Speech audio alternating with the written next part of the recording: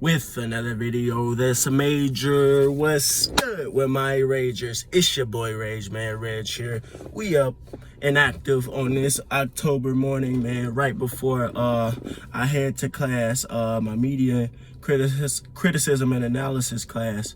I wanted to give y'all a little quick video of some criticism and analysis of my own, man. Y'all see me with the baby face right now, man. I'm looking crazy, bro. But as y'all know, we well off into the NBA season. Some teams have been in 4, 5, 6 games at this point. And I just wanted to get some predictions, man. I know it's early, but we love predictions, so why not me give some of my own? So this video is going to be centered around who is going to be league MVP. So, man, like I said, we early off into the season, man, but we can make some predictions just based off of what we saw last year. The thing about the NBA, opposed to football, is you can predict the future winners from the past winners. You can't really do that in the NFL because I mentioned this in one of my other my video about St. Louis potentially getting another NFL team. So if you want to check that out, I'm gonna put the link in my description. When a team can have one good season and they out of the playoffs the next, they can make it to the finals. I mean, not the finals. They can make it to the Super Bowl, and they won't make the playoffs, i.e. the Kansas City Chiefs of this year. So y'all know what I'm talking about, how the predictability is way more prevalent in the NBA than it is the NFL. So before I get into my predictions, let's talk about the NBA MVP finalists of last year. We gonna go with the closest to the furthest. I mean, we gonna go from the furthest to the winner. And the furthest MVP finalist of last year was Golden State Warrior guard Steph Curry. Now, Steph Curry was returning from a fractured hand. He was returning from a fractured hand in the 2020 season. I think he only played like a handful of games. He averaged like 20 and a half points, I believe. And this season is arguably his best season as a player. Now, I know a lot of people are going to say, oh, I know the Warrior fans. I know I got some Warrior fans and some Steph Curry fans watching me. So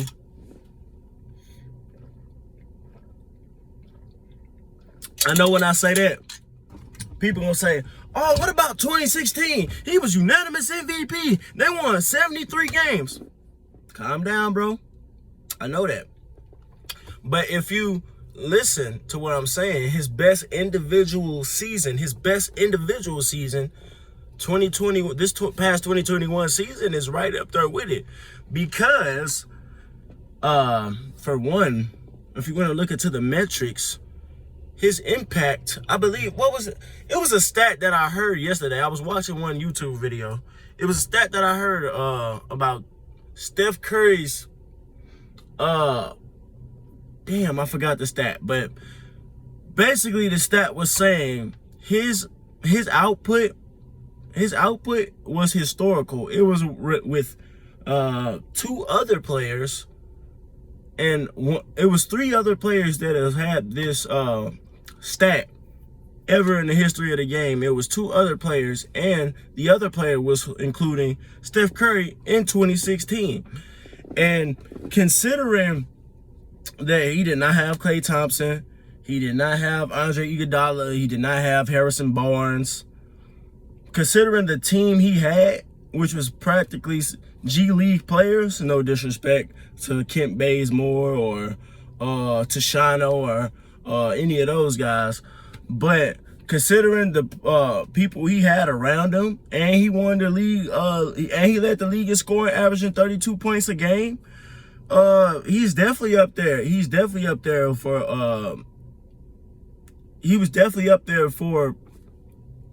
that's why he ended up a finalist for MVP. So Steph Curry, he was one of the finalists. The second finalist was Philadelphia 76ers center Joel Embiid. Now, Joel Embiid had his best season of his career so far last year. He was averaging around mid-20s a game, double-digit rebounds, playing stellar defense.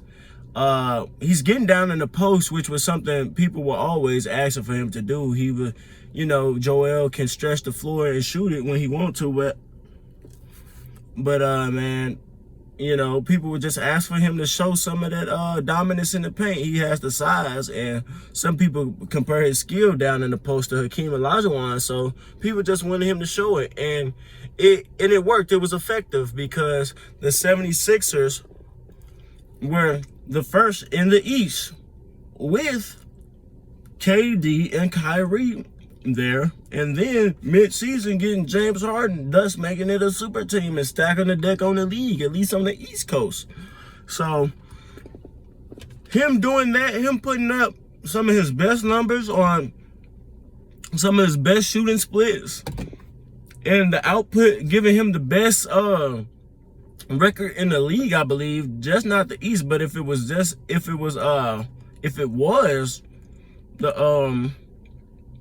the league still. And that's why he ended up the second finalist in MVP voting. So before I get to the actual MVP of the season, we're going to talk about what is MVP, because a lot of people get this confused. What is MVP? The most valuable player, if you look in the history of the game, the most valuable player, it is not, oh, what would this team be like if they were without him? Or, oh, this is his 17th season. Or, we've never seen somebody playing at this level in his 17th season. This is not a what would the team look like without him award. This is not a career achievement award. The most valuable player, historically, looking at the history of the NBA, is the best player that's usually on the first to fourth best team that's having a transcendent season. That's what the most valuable player in the NBA is. Now, you have some outliers. Of course, there are outliers. If you know what an outlier is, if you're a stats guy. I'm a stats guy. I'm an economics minor, so we look at outliers. We consider those. So, yeah, you have the outliers like the Kareem Abdul-Jabbar's in the the mid to late 1970s. He was the only most valuable player, the most valuable player to miss the playoffs. Then, even recently, you had Russell Westbrook, who a lot of people think shouldn't have won the MVP ahead of James Harden, but the historical significance of his season, it granted that, and he had the fourth best team in the West. They were the fourth seed. He averaged a triple-double. Nobody did that since Oscar Robertson. Nobody ever thought he could do it again. And subsequently, he did it another 3 times. So, yeah, so that's what an MVP is. Outside of you having a historically dominant season, so they almost have to give it to you, the MVP is usually the best player that's on the first to fourth best team that's having a transcendent season. So saying that, we're going to get to the 2021 MVP. And then it was the Denver Nuggets center, Nikola Jokic. Now, Nikola Jokic did something nobody has done since Kobe Bryant's MVP run in 2008, which was play all 82 games. That is significant. That's very significant. That just showed the durability of this guy. You see that he lost a lot of weight recently, so he's obviously putting in the work to get his conditions up. Something Mr. Cottonelle Davis. Shout out to my boy HDTV, man. Go follow him. Welcome to HDII TV, man. Follow him. He came up with that. That's where I got Cottonelle Davis from. He can stay healthy, unlike Anthony Davis, and this is why he won MVP. Not just that he played 82 games. He's a center that almost put up a 27-point triple-double. Now, people love, basketball viewers today love triple-doubles. He did that. He almost did that, at center. And, he led his team. Jamal Murray was out for most of the season. He had a career-altering injury, and we don't know how he's going to look when he comes back. He played all 82 games. He was consistent, and his output almost peaked at a triple-double. So, while Joel Embiid had a case, the reason he really didn't get it, he missed a lot of games. And not saying you have to play every game in the season to win MVP, because Bill Walton historically missed the most games of any MVP and still won it. And I think there's a lot of reasons why behind that. He was white. But anyway, that's one reason Joel Embiid didn't win MVP. He missed too many games, and his condition, he falls very awkwardly. He needs an Olympic coach. I heard this, my boy Chronicles of Judah said this. He said he needs an Olympic coach to learn how to land and learn how to run, because that's where a lot of his injuries come from. I just saw him block Josh Giddey, one of his shots in they OKC game just a couple of days ago. He landed dead on his knees, and it was so awkward, like how he fell. So I kind of understand why they didn't give Joel Embiid the MVP, because he can't stay healthy. So, and the reason, it's kind of obvious reason Steph Curry didn't get the MVP. Yes, he put up his best individual output since 2016. He was the league leading scorer, but his team didn't make the playoffs.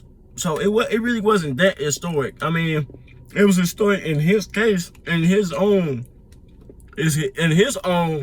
legacy, but it wasn't historical in the case of the league in general. So that's why he didn't get it. Now, we're going to get to their cases in MVP this season. Now, their cases in the MVP this season, Joel Embiid, the Sixers they're in a state of flux right now. The Ben Simmons situation that's going on right now, that's getting ugly, and it's really affecting the chemistry of their team, man. Ben Simmons really fucked up they whole future plans, bro. Him, Rich Paul, Clutch Sports, they messed it up, because this is not no rebuilding team. The Philadelphia Sixers are looking to win a championship this season, and they missing they max contract point guard over some BS, man, and that's sad, bro.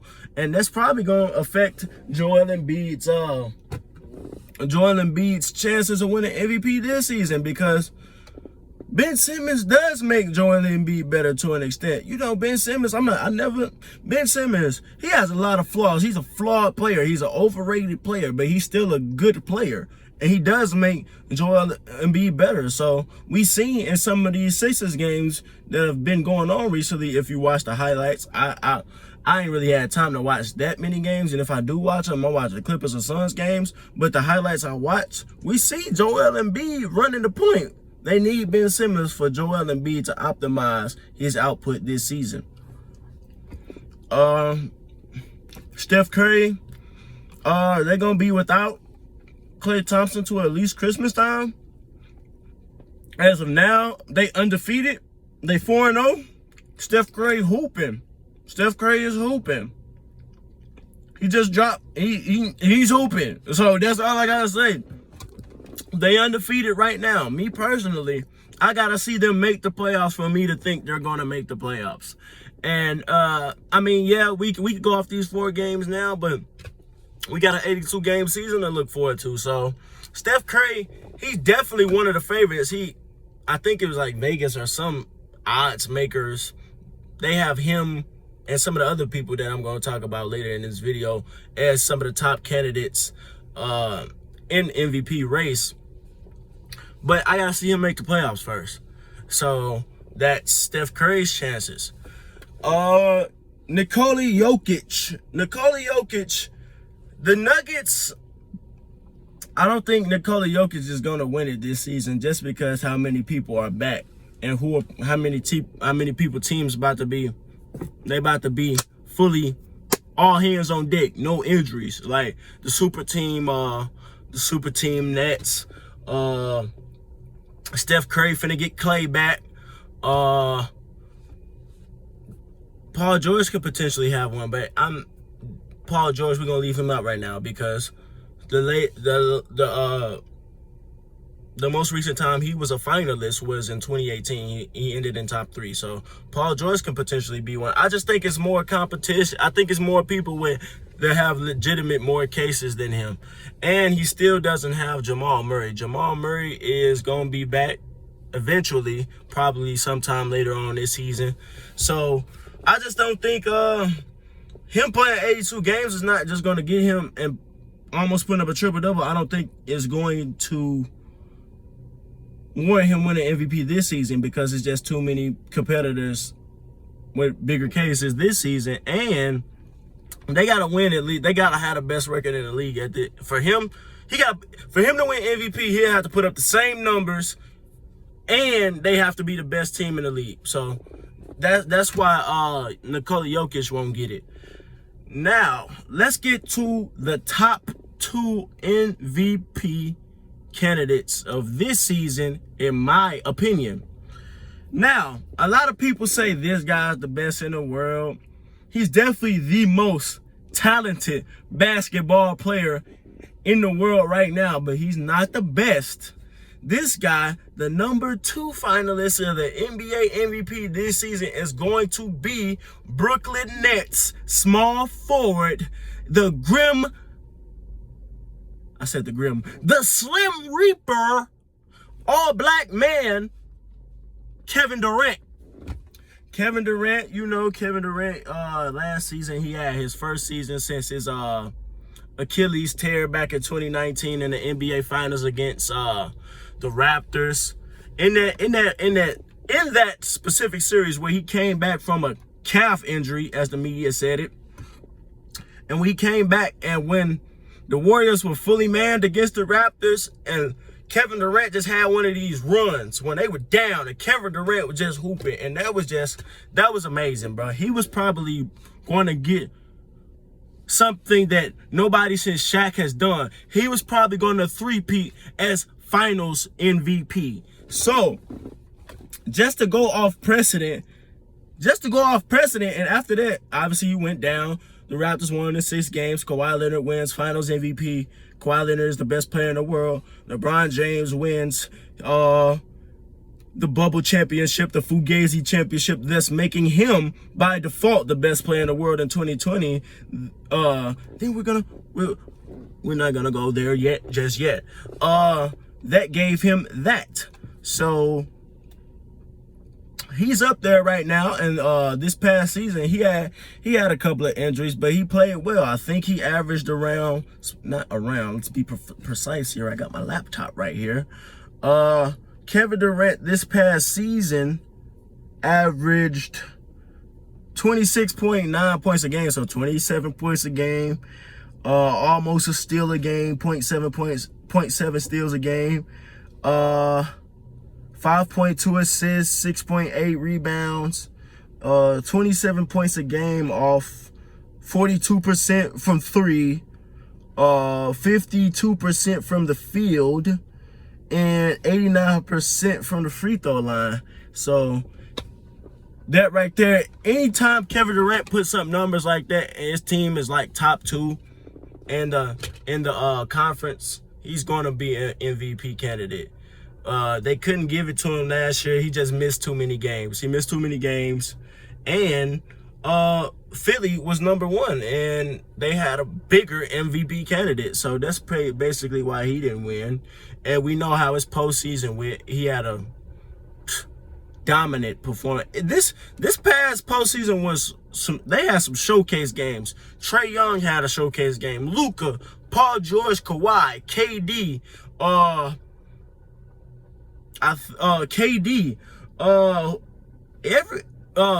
Devin Booker, Chris Paul. It was a lot of showcase games in this past postseason, and Kevin Durant had one of the best ones in that series against the Bucks. So I can see why people saying he's the best in the world, but he's not, because he got offended by the person that I believe is going to. He got defeated. His team got defeated by the person who I believe is going to be the league MVP of this 2022 NBA season, and the reigning NBA champion and finals MVP, Giannis, the Greek freak. I gotta get my wrestling shit. I got on Austin 316. I gotta get on my flexing shit, you know what I'm saying? The Greek freak, Antetokounmpo, you go, Antetokounmpo. I'm just fucking around. But yeah, Giannis Antetokounmpo is going to be Finals MVP. I mean, he's going to be League MVP this season. And here's why. Last season, in the regular season, he played more games than Kevin Durant. I think the Bucks were like third in the conference. They were behind Philly and Brooklyn for sure. He averaged more points than Kevin Durant, 28.1 points per game. He averaged more assists than Kevin Durant, 5.9 assists a game. He averaged more rebounds than Kevin Durant, 11 rebounds a game, off 57% from the field. And these are his cons: 30% from three, and 68% from the free throw line. Now, while those are his cons, we see what he does works, because he's the most dominant post player since Shaq. He is this era's Shaquille O'Neal. We see what he did in this past postseason. This is one of the greatest postseasons I've ever seen. This is one of the greatest championship runs I've ever seen personally, without stacking the deck. No super team. This is a homegrown championship. All championships are not the same. He beat Kevin Durant in a classic 7-game series. He beat Kevin Durant. He showed the Milwaukee Bucks that how we beat this team, we gotta acknowledge that Kevin Durant is the best player on the court, and we play as a team, and we gotta let the chips fall where they may. And I'm 100% sure that he believes he's better than Kevin Durant right now after that series and that whole run, which led to them being the reigning champions and him being the reigning Finals MVP right now. So that's the reason he's gonna be MVP, and not just that. The championship experience, you seeing it right now. Giannis, he's gotten better from the mid-range. He's getting more confident. He's passing. He's really passing out here. We already know he's a capable passer, but right now, just in these 4, 5, 6 games, he's putting up his career high in passing. He's averaging 6.6 rebounds this season right now. And he's getting better at passing. He's involving his teammates more. Connaughton is hooping. Chris Middleton is hooping. His brother is on the team with him. So he got them familial ties, man. So that, considering that championship experience, that goes a long way. Also, in the opening night, it wasn't a good night for the super teams. The Lakers lost, and the Brooklyn Nets got mollywopped by the Bucks. They got mollywopped by the Bucks, and if it wasn't for Patty Mills, who hit like 7 threes and like 5 threes in a row, it would have been a blowout. They were in control the whole game. This was their ring ceremony. Giannis, that ring too. That ring is nice. That ring is nice. That ring is nice. So y'all might want to go. Y'all want to go look at that ring. That ring is nice. The ring ceremony. They had the Larry O'Brien championship sitting right there. He was the lone person sitting by the Larry O'Brien championship. That was a championship trophy. That was a good visual too. That was a nice visual. So man, that championship experience go a long way. And another reason Giannis is going to win Finals MVP this season. They were going to give it to him. They wanted to give it to him last season because he was putting up the same numbers he's been putting up the past 3 years. But we have to go off precedent. The same thing with Steve Nash. They wanted to give Steve Nash the MVP in 2007, but we got to go off precedent. The last player to win 3 straight MVPs was Larry Bird in the 1980s, and when he won them, he won 2 championships in that 3-year period. So you're not getting 3, just going off historical precedent, you're not getting 3 straight league MVPs unless you win the championship. There's no voter fatigue with Giannis getting the MVP because they were going to give it to him last year, but he didn't win the championship. Now, since he has the championship, they're going to give him the MVP if he puts up the numbers that he's doing now, like averaging a career high in assists. So, yeah, man, Giannis has the best case for MVP. I know y'all got some Steph Curry fans. I know y'all got some Kevin Durant fans. We're not even going to talk about the guy that the media like to talk about as the MVP of every season. It turned out he lose every season. We're not even going to mention that guy. So, yeah, man, Giannis, I'm telling you, listen to me now.